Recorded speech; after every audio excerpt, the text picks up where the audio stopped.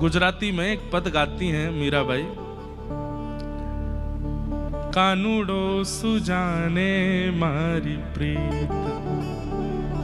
किसी ने मीराबाई से कहा कि हे मीराबाई, अच्छा मीराबाई की एक बात देखेंगे आप, उनके पद मारवाड़ी में मिलेंगे, उनके पद गुजराती में मिलेंगे और उनके पद हिंदी में भी, क्योंकि बाईसा राजस्थान में रही, फिर वृंदावन में भी रही और फिर गुजरात में रही, तीनों भाषा में। मीराबाई कहती हैं कि कानूड़ा कन्हैया मेरी प्रीत कैसे समझेगा, क्यों? बोले वो तो छोटा सा लाला है ना, और छोटे से लाला को क्या पता होता है। अब माँ कितना भी प्रेम करे, कितना भी दुलार करे, बालक की कभी मूड में आ जाती है तो अपने छोटे छोटे नाखून से ऐसे मार भी देता है। अब उस समय माँ उसको कहे, अरे समझता नहीं, इतनी जोर से लगा दी। अब छोटा बच्चा क्या जाने कि इससे लगती है। कई बार बच्चे थोड़े हाथ पांव चलाना शुरू कर देते हैं तो पिताजी में ही धर देते हैं जोर से।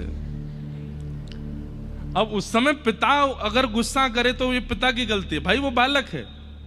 मीराबाई वही कहती हैं कि किसी ने कहा तुम इतना प्रेम करती हो, इतने पद गाती हो, इतना नाचती हो, इतना घूमती हो, इतना रोती हो, और फिर भी कन्हैया आते नहीं। तो बाई सा कहती हैं उनको दोष मत दो, छोटे लाला है ना, वो क्या जानेंगे कि मैं कितना प्रेम करती हूं। ये तो मेरा स्वभाव है कि मैं प्रेम करूं। सबको ठाकुर जी अलग अलग रूप में दिख रहे हैं, और इससे ये बात सिद्ध होती है कि आप जैसा विचार करते हैं ठाकुर जी वैसे ही दिखेंगे। किसी ने कहा ठाकुर जी का रूप कैसा है, बोले जैसा बना लो वैसा है, जैसा आप चाहोगे वैसे हैं ठाकुर जी। पंढरपुर चले जाओ तो वही ठाकुर जी ऐसे खड़े हैं, नाथ द्वार चले जाओ तो वही ऐसे खड़े हैं, वृंदावन चले जाओ तो वही ऐसे खड़े हैं, तिरुपति वेंकटेश भगवान का दर्शन करने चले जाओ तो वहां ऐसे खड़े हैं, द्वारिकाधीश चले जाओ तो वहां ऐसे खड़े हैं, बद्रीनाथ चले जाओ तो वहां तपस्या में बैठे हैं, उडुपी दक्षिण भारत में उडुपी कृष्ण के दर्शन करने जाओ तो वहां ठाकुर जी ऐसा सुना हमने कि ऐसे हाथ में मक्खन है, चन क्या है, मैंने दर्शन नहीं किए, हमने किए हैं गुरुवायूर भगवान, वहां पे भी छोटे से गोपाल जी हैं, ऐसे टेढ़े मेढ़े से होके खड़े हैं, हाथ में सुंदर मक्खन ले रखा है, चंदन का श्रृंगार होता है वहां पे, बहुत सुंदर दर्शन है। पद्मनाभ चले जाओ तो वहां लेटे हुए हैं आसन पर, जगन्नाथपुरी चले जाओ तो वहां पर भुजा आगे करके पिघले हुए हाथ हैं। गोस्वामी तुलसीदास जी महाराज दर्शन करने गए, जगन्नाथ जी को देखते ही रोने लगे और तुरंत भागे मंदिर से। किसी ने पूछा आप क्यों जा रहे हैं, बोले कि मैंने ऐसे परमात्मा का तो चिंतन कभी नहीं किया था, इनके हाथ नहीं है, इनके पैर नहीं है, इनका मुख नहीं है, मैं कैसे देख सकता हूं इनको। कहा मैं अपनी स्तुतियों में गाता हूं, नव कंज लोचन कंज मुख कर कंज पद कंजारुण, कंज मतलब कमल, नव कंज लोचन, ठाकुर जी के नेत्र कैसे, बोले कंज यानी कमल जैसे, नव कंज लोचन कंज मुख कर कंज पद कंजारुण, सबकी उपमा कमल से दी है जिनकी मैंने, वो यहां कैसे बैठे, मैं इनका दर्शन नहीं करूंगा। अर्धरात्रि में राघव जी प्रकट हो गए, राम जी प्रकट हो गए, तुलसीदास जी ने प्रणाम किया, बोले तुमने हमारे जगन्नाथ भेष का दर्शन क्यों नहीं किया, बोले भगवान ऐसे रूप का मैंने चिंतन कभी नहीं किया, तो आपने ये रूप धारण क्यों किया, ये कौन सा रूप है बिना हाथ पैर वाला। राम जी बोले तुमने कभी नहीं किया ऐसे रूप का चिंतन, बोले नहीं, बोले किसने लिखी है चौपाई,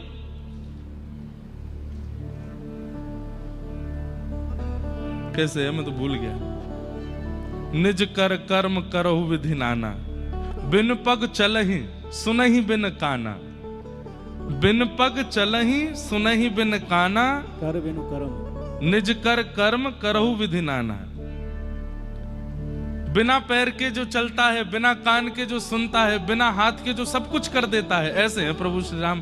किसने लिखा ये, गोस्वामी जी को तुरंत याद आया, बोले अरे सॉरी प्रभु मैं तो भूल ही गया था, बोले ये वही रूप है, जाओ दर्शन करो, बिना हाथ के हम भोजन करते हैं। और जगन्नाथपुरी में एक बात और है, कभी दर्शन करने जाइए, और दर्शन करने कभी क्या जाओ, हमारे साथ चलो, 17 सितंबर से 17, 18, 19, 20, 21, 22, 23 17 या 18 से कथा है जगन्नाथपुरी में, और वहाँ अभी सितंबर में, इसके बाद खरगोन है, खरगोन के बाद जगन्नाथपुरी। और वहाँ इतना सुंदर महाप्रभु जगन्नाथ जी का स्कंद पुराण में जो महात्म है, गीत गोविंद के जो भाव हैं, सबको सुनाएंगे वहाँ। वहाँ आप देखेंगे महाप्रभु जगन्नाथ जी बैठे हैं कम से कम 3-4 द्वार भीतर, और जहां गरुण स्तंभ लगा है वहां से सब लोग दर्शन करते हैं। गरुण स्तंभ के पीछे, गरुण जहां से सब लोग दर्शन करते हैं उसके पीछे भोग घर है, जहां पे ठाकुर जी की सब प्रसादी रखी जाती है। जगन्नाथ प्रभु अंदर बैठते हैं और कम से कम 3-4 आंगन पार करने के बाद तब वहां भोग रखा जाता है। तो मैंने एक बार पुजारी जी से पूछा, मैंने एक बार बताओ, मैंने कि भोग सामने रखा जाता है, किसी के घर भी जाएं तो सामने टेबल पे वो लोग सब सजा देते हैं, पर उसके बाद एक प्लेट लाके दी जाती है, उसमें एक एक सामान धर दिया जाता है, जैसे खाओ। ऐसे कौन खाता है, कितना अजीब लगता होगा। बोले कि यहाँ यही है कि महाप्रभु जगन्नाथ जी अपनी आजान बाहु कर लेते हैं और फिर ऐसे खाते हैं, दूर से ही आंगन से ले करके सब पाते हैं। उतनी देर बीच में जाने का किसी को अनुमति नहीं है। 5-6 आंगन छोड़ के भोग रखा जाता है, आजान बाहु होकर के ठाकुर जी पाते हैं। तो जैसी आपकी भावना वैसे ठाकुर जी हो जाते हैं। इसलिए भावना शुद्ध रखो। कंस की भावना में वो मृत्यु स्वरूप हैं, तो अत्यंत सुंदर श्याम सुंदर भी उसको मृत्यु के जैसे दिखाई दे रहे हैं। जिन श्री कृष्ण को देख करके गोपियां कहती हैं अक्षणवताम फलमिदम न परम विदाम, और उन श्री कृष्ण को कंस देख करके घबरा रहा है, ये कैसे हो सकता है? अरे स्पष्ट है, नृसिंह बन करके भगवान आए, हिरण्यकश्यप व्याकुल हो गया देख करके, लेकिन प्रहलाद जी भयभीति नहीं हुई। लक्ष्मी डर के भाग गई, सब देवता डर के भागे, पर प्रहलाद जी को भय नहीं लगा। क्यों? क्योंकि चित्त में जो भावना है उसके अनुसार ठाकुर जी। मुझे तो कभी कभी लगता है राधा रमन जी हमको काले दिखते हैं, बिहारी जी हमको काले दिखते हैं, राधा वल्लभ जी हमको काले दिखते हैं। ये जब तक काले दिख रहे हैं समझो अभी तक हमारे चित्त में भक्ति प्रकट नहीं भई। जिस दिन ये नीले नीले दिखने लग जाएं समझो कि अब प्रेम प्रकट हुआ है, अब हमारा चित्त शुद्ध हुआ है। क्योंकि ठाकुर जी कारे थोड़े हैं, ठाकुर जी सांवरे हैं, ठाकुर जी नीलमणि हैं।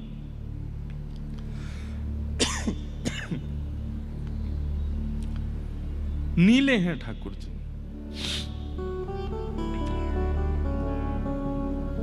भगवान ने मल्लों के साथ युद्ध किया, 50 सीढ़ी ऊपर छलांग मार करके दोनों भुजाओं से कंस को उठा करके पृथ्वी में जैसे ही पटका, प्राण निकल गए और पूरे मथुरावासी आनंद करने लगे, उत्सव मनाने लगे। कंस को मार दिया भगवान ने। बोलो कंस मर्दन भगवान की।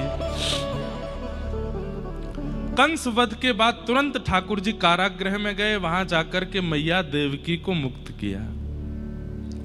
देवकी मैया ने लाला को हृदय से लगाया, बोले अब मुझे छोड़ के मत जाइयो। ठाकुर जी बोले ना जाऊंगा मैया, तेरे पास ही रहूंगा मैं। भगवान उग्रसेन नाना को राज्य गद्दी पर बिठाते हैं, कंस के पिता को, और उग्रसेन को राज्य गद्दी पर बिठा के स्वयं सांदीपनी गुरुकुल पढ़ने के लिए जाते हैं। कहां पे? उज्जैन, अवंतिका। वहां ठाकुर जी पढ़ने के लिए आए। सोचो आजकल बच्चे 3 साल की उम्र में स्कूल जाना शुरू कर देते हैं। ठाकुर जी पता कितने साल के गए थे? 11 साल 2-3 महीना के हैं, तब ठाकुर जी पहली बार विद्यालय पढ़ने गए। इससे प्रेरित मत हो जाना। पर ये अभी एक नया ट्रेंड चला है। हमारी भी बहनें हैं, उनके बच्चे भी बहुत छोटे छोटे स्कूल जाते हैं, तो हम तो कहते इतनी जल्दी क्यों भेज देते हैं? 2-2.5 साल में तो ढूंढने लगते हैं स्कूल में भेजना है अब इसको। कम से कम 5 वर्ष तक तो बालकों का मानसिक विकास घर पर ही करना चाहिए। उनको खिलाओ पिलाओ, ये तो शास्त्राज्ञा है। लालयेत 5 वर्षाणि 10 वर्षाणि ताड़येत प्राप्ते तु 16 वर्षे पुत्रम मित्रवदाचरेत। शास्त्राज्ञा है कि 5 वर्ष तक जितना हो सके बच्चे को पढ़ाई वढ़ाई दूर रखो, माता पिता से दूर रहना नहीं चाहिए, जितना हो सके माता के साथ ही रहना चाहिए। और 5 वर्ष का जब वो हो जाए तब 10 वर्षानि ताड़येत, कम से कम 15 साल की उम्र तक खूब उसको पढ़ाओ, लिखाओ, डांटो और जरूरत पड़े तो मारो भी। ताड़येत स्पष्ट लिखा है।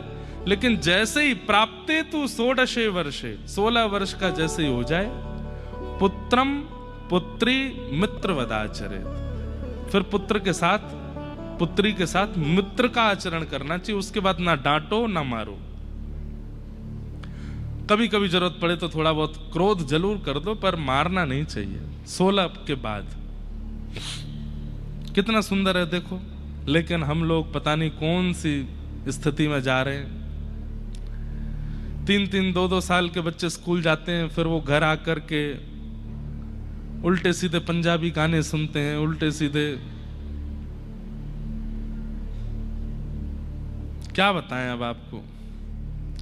बच्चों की स्थिति ऐसी हो गई है, पहले भजन कीर्तन सुनकर के भोजन करते थे, आजकल भद्दे गाने सुनते हैं। उसके बाद उस पे वो तो बहुत बड़ी कृपा है, अभी ये जब से राधा गोरी गोरी आया बच्चे खूब गाते हैं, खूब सुनते हैं।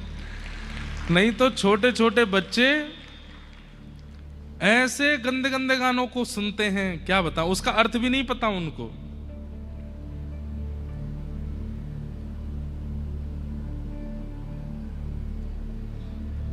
हम तो यहां मंच से बता भी नहीं सकते कैसे गाने, छोड़ो। पर आप लोग विचार कीजिए, छोटे छोटे बच्चों को कथाएं सुनाओ, लीलाएं सुनाओ, कीर्तन सुनाओ, भजन सुनाओ, उसका आदि बनाओ उनको। तो भगवान 11 वर्ष कुछ महीने की अवस्था में सांदीपनि उपाध्याय जी के यहां पढ़ने के लिए आए। उपाध्याय किनको कहते हैं? जिनके समीप जाकर के अध्ययन करने का सौभाग्य भगवान को भी प्राप्त हुआ, उन्हें उपाध्याय कहते हैं। सांदीपनि उपाध्याय जी के यहां जाकर के भगवान ने अध्ययन किया और वहां ठाकुर जी को अपने परम सखा मिले, जिनका नाम था सुदामा। बचपन में जो ठाकुर जी के सखा उनका नाम श्री दामा है, और ये ठाकुर जी के मित्र सुदामा है। कुछ वर्ष वहां अध्ययन करने के बाद ठाकुर जी वापस मथुरा आए। जैसे ही मथुरा में प्रवेश किया, हाथी घोड़ा महाराज, खूब सारी पुष्प वर्षा हो रही है, लाखों की तादाद में मथुरावासी खड़े हैं। राजा धीराज वसुदेव नंदन देव की नंदन गौ ब्राह्मण प्रतिपालक श्री कृष्ण चंद्र महाराज की जय हो। लेकिन ये स्वर ठाकुर जी को अच्छे नहीं लग रहे। ठाकुर जी कह रहे हैं, यशोदा मैया कहती कान्हा, तनुआ, गोपाल, गोविंद, एक एक शब्द के वो नाम कितने सुंदर लगते थे। अब कितना लंबा चौड़ा मेरा नाम हो गया है, और सब लोग पांव पूज रहे हैं। ठाकुर जी एक राजकुमार की तरह सुंदर वेशभूषा पहन करके, कहाँ वृंदावन में तो केवल कटकाचनी पहन करके ठाकुर जी घूमते थे। 2-4 माला गले में डाल ली, और वो भी नहीं मिलती तो ठाकुर जी वनमाली भेष करते थे अपने आप। कभी आम के पत्ते तोड़ लिए, कहीं से नीम के पत्ते तोड़ लिए, उनके गुच्छा बना करके यहाँ पहन लिए, कहीं जाकर के खूब सारे पुष्प अलग अलग लेकर के अपने केश में गूंथ के यहाँ पहन लिए। कुछ बेल होती है ना, ऐसे चढ़ जाती हैं जो ऊपर, उन बेलों को लेकर के अपनी कमर में कौंधरी बांध लेते, यहाँ पर बाजूबंद बांध लेते, यहाँ हाथ में पहन लेते। खूब सारी घास लगा लेते चारों तरफ और इधर, और फिर उसके बाद गैयाओं को बुलावे वाली जो श्रृंगी है वो बजाते, तो गैया पूंछ उठा के दौड़ के आती, और ठाकुर जी मानो गैयाओं से कहते कि मैंने इतनी सारी हरी पत्ती लगा रखी हैं, और कहां पाओगी, मेरे ऊपर तो चर ले। सब गैया ठाकुर जी के पीछे भागती। ठाकुर जी कभी टीला पे चढ़ गए, कभी पेड़ पे चढ़ गए, गैया सब चारों तरफ से घेर के खड़ी हैं। बीच में एक जगह ऐसी आवे, सब गाय घेर लेती हैं ठाकुर जी को। ठाकुर जी नीचे लेट जाते हैं। अब कोई पैरों में चाट रही है, कोई यहाँ से घास चाट रही है, कोई इधर चाट रही है। तो जब जीभ से चाटने तो ठाकुर जी को गुदगुदी होती है, जोर जोर से हंस के ठाकुर जी निकल के भागते हैं। ऊपर से नीचे तक गैया की जीभ के रसायन से अभिषेक हो जाता है ठाकुर जी का, और फिर ठाकुर जी अपना मुंह पहुंच करके फिर घूमते हैं। लेकिन अब राजा बन गए, राजकुमार हो गए। सोने की जूती पहनते हैं, जड़ाऊ सोने के पटके पहनते हैं, सुंदर धोती पहनते हैं, राजा धीराज कहकर के सब स्वागत करते हैं। ठाकुर जी को ये भाता नहीं। वापस लौट करके ठाकुर जी जब आए, देवकी मैया ने अपनी गोद में बिठा लियो, मेरो लाला जन्म लेती चलो गो वृंदावन, माते आयो चलो गो विद्यालय, अब मोह छोड़ के मत जाइयो कहीं भी। ठाकुर जी बोले ना मैया अब नहीं जाऊंगा। लेकिन देवकी मैया के इस अंक से लगते हैं, पर याद आ रही है यशोदा मैया की। अपने कक्ष में जाकर के उस खिड़की को खोलते हैं जहां से वृंदावन दिखाई देता है, और एक एक भाव का स्मरण करते हैं। बहुत रुदन करने लगे ठाकुर जी वृंदावन की याद में, तो मैया ने उद्धव से कहा तुम जाकर के समझाओ। और उद्धव जी जाकर के ठाकुर जी से कहते हैं नाथ आप क्यों ऐसे हो रहे हैं?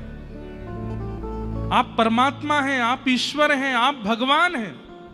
ये मोह होना, आसक्ति होना, व्याकुल होना, ये मानवों का धर्म है। आप परमात्मा हैं, आप मुक्त रहते हैं, आप ऐसे क्यों हो रहे हैं? ठाकुर जी बोले उद्धव मैं ज्ञान के पाश में नहीं बंध सकता, मैं वैराग्य के पाश में नहीं बंध सकता, पर पता नहीं मुझे ऐसा लगता है मैं प्रेम के पाश में बंध जाता हूं। प्रेम की रस्सी मुझे बांध लेती है। उद्धव जी सुन के जोर से हंसने लगे, बोले ये सब क्या है, प्रेम प्रेम कुछ नहीं होता ठाकुर जी, आप कहां विचार कर रहे हैं? भगवान बोले तुझे कभी प्रेम हुआ नहीं, इसलिए ऐसे बोल रहा है। बंधुओं उद्धव अति प्रिय हैं भगवान के। उनके लिए कहा जाता है वृष्णीनाम प्रवरो मंत्री कृष्णस्य दैत सखा। हमारे पास तो एक के बाद एक कथा है, जगन्नाथ जी का भाव सुनना हो तो सितंबर वाली कथा में आ जाना, और उद्धव जी के बारे में अगर जानना है तो 10 अक्टूबर से लेकर के 16 अक्टूबर तक बद्रीनाथ में कथा है, वहां सुनने आना, वहां सुनाएंगे, क्योंकि उद्धव जी वहीं बैठे हैं, आज भी हैं उद्धव जी वहां पे। तृतीय स्कंद में भागवत में भगवान कहते हैं कि उद्धव कौन है? बोले मैं ही हूं उद्धव, ये कोई अलग नहीं है। श्री कृष्ण का, पर ब्रह्म का जो ज्ञान है वही उद्धव के रूप में विराजमान है। पर भगवान ने कहा कि उद्धव ज्ञानी तो बहुत है, प्रेमी बिल्कुल नहीं है, इसको प्रेमी बनाना पड़ेगा। अच्छा एक बात और बता दें आपको, बाद में हो सकता है जल्दी जल्दी में कथा पूरी करनी पड़े। यदुवंशियों में सबको श्राप लगा 2 लोगों को छोड़ के, एक तो उद्धव और दूसरे हैं वज्रनाभ। जिन वज्रनाभ ने फिर वृंदावन को पुनः स्थापित किया, और गोविंद देव जी, गोपीनाथ जी, मदन मोहन जी, ये 3 स्वरूप तो वज्रनाभ नहीं बनवा करके विराजमान किए। और भी कई हैं। मथुरा में जन्मभूमि के पास में केशव देव जी का मंदिर है, कभी जाइए मथुरा, जन्मभूमि जाते हैं, जन्मभूमि तो सब जाते हैं, पर वहीं पीछे ही केशव देव जी का चतुर्भुज रूप मंदिर है, उसका उनकी स्थापना वज्रनाभ ने की। गोवर्धन में श्री हरदेव जी हैं, उनकी स्थापना वज्रनाभ ने की। और आश्चर्य की बात बताएं, ये जितने रूप हैं, गोविंद देव जी, गोपीनाथ जी, मदन मोहन जी, हरदेव जी, मथुरा वाले कौन से बताए थे मैंने? केशव देव जी, मैं खुद ही भूल जाऊं, बूढ़े होते जा रहे हैं ना अब दिन ब दिन।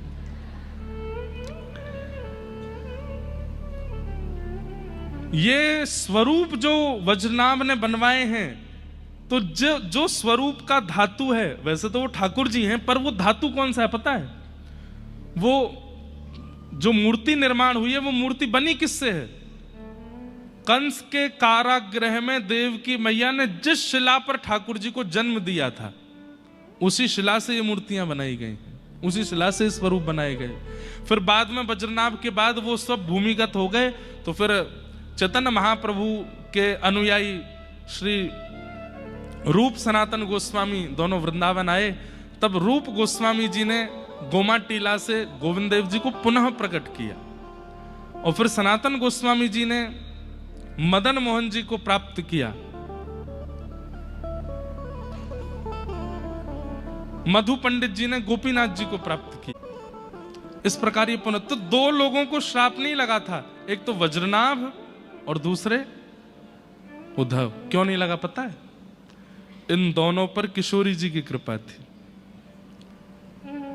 उद्धव को अभी भगवान वृंदावन भेज देंगे, 6 महीने तक उद्धव किशोरी जी के चरणों में रहता है और वहां किशोरी जी इनको प्रेम सिखाते हैं और तब आशीष दे करके भेजती हैं, कालांतर में यदुवंशियों के ऊपर एक पहाड़ गिरेगा, वो तुमको स्पर्श नहीं कर पाएगा।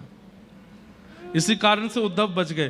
फिर बाद में कथा आती है कि सूर्य ग्रहण के समय पर जब द्वारिका से सब लोग यहां पधारे कुरुक्षेत्र, तब वहां ब्रज से किशोरी जी भी गई थी। तब सारे द्वारिकावासी किशोरी जी का दर्शन करने के लिए गए तो दूर बैठे थे वज्रनाभ। और वज्रनाभ को जब किशोरी जी ने देखा तो कौन है वज्रनाभ? भगवान के पुत्र, मतलब भगवान के नाती। वज्रनाभ को देख करके उनके शब्द, उनके मुखमंडल पर पता नहीं क्या किशोरी जी को ऐसा अनुभव हुआ, किशोरी जी ने उनको भी वहां आशीष दिया। यदुवंशियों के ऊपर जो एक ब्रह्म शाप लगेगा उसका प्रभाव तुम पर नहीं होगा, क्योंकि ठाकुर जी के जाने के बाद सब ब्रजवासी भी अंतर्ध्यान हो जाएंगे। तब व्रज की रक्षा कौन करेगा? तो भगवान के किसी वंशज को करनी होगी, तो वो तुम करोगे। इसलिए वज्रनाभ और उद्धव इन दोनों को शाप नहीं लगा। क्यों? दोनों पर किशोरी जी की कृपा थी। आज भगवान ने उद्धव से कहा, उद्धव एक काम कर, सामने वाला व्यक्ति हमें याद करता है इसलिए हमें उसकी याद आती है। ये ब्रजवासी मुझे बहुत याद करते हैं, तू अगर जाकर के उनको समझा देगा और वो मुझे याद करना बंद कर देंगे तो मुझे भी उनकी याद नहीं आएगी। उद्धव बोले, ये तो मेरे बाएं हाथ का खेल है, मैं जाकर के अभी समझा दूंगा। कब जाओगे? बोले अभी जाऊंगा। आओगे कब? बोले शाम तक आ जाऊंगा। भगवान बोले जाओ, लेकिन सुनो, ज्यादा ज्ञानियों वाली बात मत करना। ब्रजवासी बहुत भोले हैं, सीधी सीधी बात समझते हैं, वो सरल भाषा में बोलना, ज्यादा कठिन हिंदी मत बोलना, संस्कृत मत बोलना, वो समझ नहीं पाएंगे। उद्धव बोले आप मुझे मत समझाओ, बृहस्पति का शिष्य हूं मैं, सब जानता हूं। भगवान बोले बृहस्पति के शिष्य सब जानते हो, पर प्रेम की भाषा नहीं समझ आती सबको, इसलिए कह रहा हूं। उद्धव जी महाराज बोले मैं जाता हूं, और उद्धव जी वृंदावन गए। वृंदावन की स्थिति बताने योग्य तो है, पर बहुत समय लगेगा और कथा भी करुण भाव में पहुंच जाती है। सबसे मिलकर के जब उद्धव जी किशोरी जी के पास गए, सब गोपियां और किशोरी जी बैठी, और उद्धव को देख करके थोड़ी देर वार्तालाप करने के बाद में कहती हैं, हे उद्धव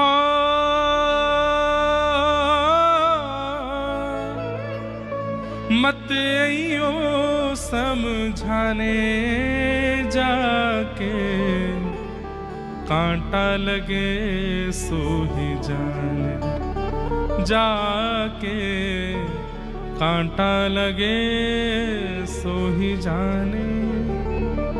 उद्धव, समझाने वाले 1000 खड़े हो जाते हैं कि अरे कुछ नहीं हुआ, कुछ नहीं हुआ, कांटा ही तो है। पर जिसको कांटा लगा है उसको पता होती है पीड़ा क्या हो रही है। तुम्हारे साथ घटना नहीं हुई है उद्धव, इसलिए तुम समझाने आ गए हो, पर कृष्ण जो यहां करके गए हैं वो हम भोग रहे हैं, इसलिए हमें मत समझाओ। क्या किया कृष्ण ने? जाए बसे हैं दूर विरज से, भेजते हैं संदेशा। 6 किलोमीटर दूर है यहां से मथुरा, और वहां जाकर के बैठ गए। हमसे बोल के गए थे कि परसों आ जाऊंगा, आज बरसों निकल गए यहां पर, अभी तक नहीं आए। और बरसों बाद भी याद आई तो खुद नहीं आए, तुमको भेज दिया। यही हमको हमारे प्रेम का रिवर्ट मिला है। आज हमने जो प्रेम किया श्री कृष्ण से, उसका आज श्री कृष्ण ने हमको उपहार दिया है। खुद नहीं आए, 6 किलोमीटर दूर है, राजा हैं, सोने के रथ में चलते हैं, चाहे तो आ सकते थे। हम गोपीत राह तकत हैं, रूप हो गया कैसा। हम यहां राह तकते तकते तकते हमारी स्थिति देखो क्या हो गई है। आपको पता है वृंदावन में एक आश्चर्य है। यहां बोरिंग करोगे तो पानी मीठा, जहां आप बैठे हो वहां बोरिंग करोगे वहां खारा है, उसके आगे फिर मीठा है, फिर खारा है। क्यों?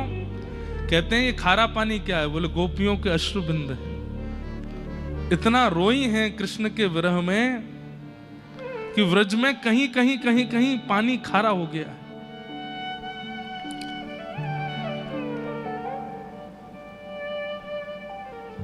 हम गोपी तेरा तकत है, रूप हो गया कैसा। और उद्धव यदि हम पर दया नहीं आई हो तो कम से कम यशोदा मैया पे तो दया कर लेता कन्हैया। पथराई मैया की अखियां, दर्शन उसका पाने जाके, कांटा लगे सूहे जा। मोर मुकुट वैजयंती माला, उसको दी जो जाए। कहियो असुअन जल सो यमुना, खारी ना हो जाए। ले जाओ ये वंशी ऊधो, उसको याद दिलाने जाके, कांटा लगे सोहे जा।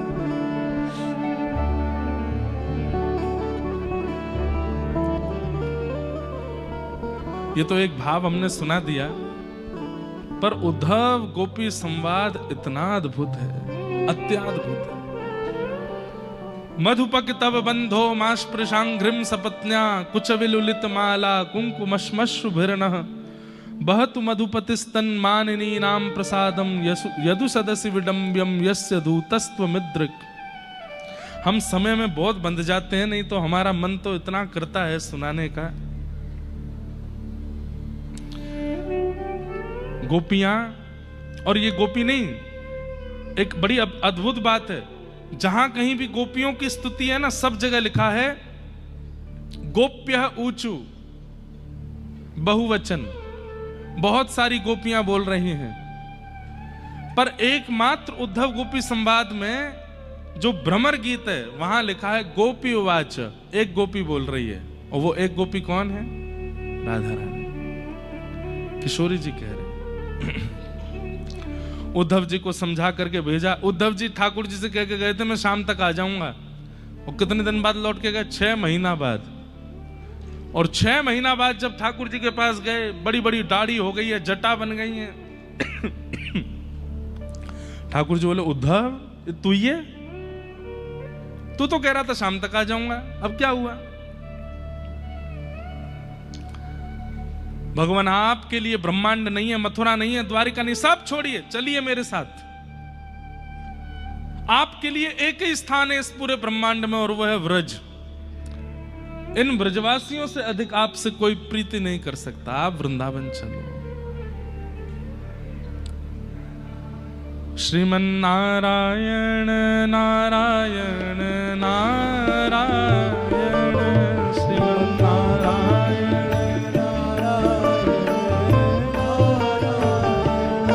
भजमन नारायण नारायण नारायण,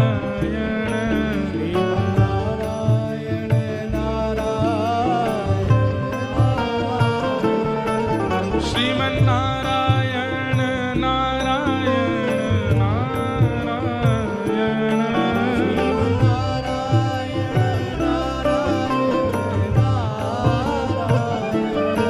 भजमन नारायण नारायण नारायण, भजमन नारायण नारायण नारायण, श्रीमन नारायण नारायण नारायण, नारायण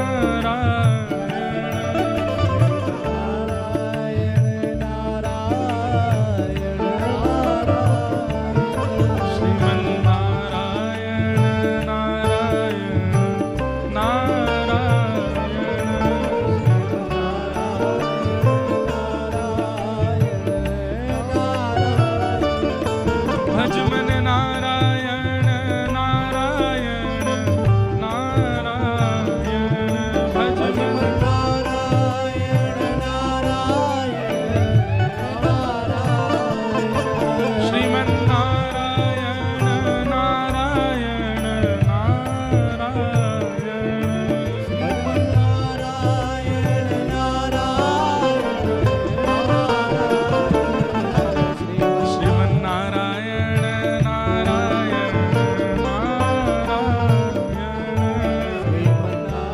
ताल बजा के गाओ। भज मन नारायण नारायण नारायण, भज मन नारायण श्रीमन नारायण नारायण नारायण, श्रीमन नारायण श्रीमन नारायण नारायण नारायण, श्रीमन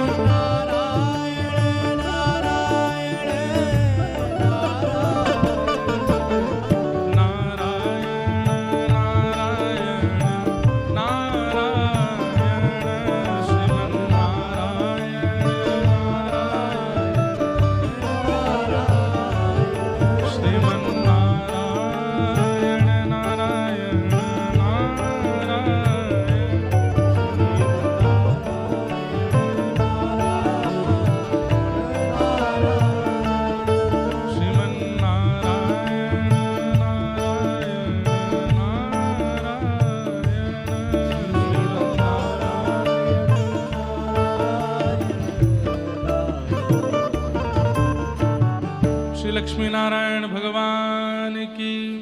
शेषावतार भाष्यकार श्री रामानुज स्वामी जी महाराज की।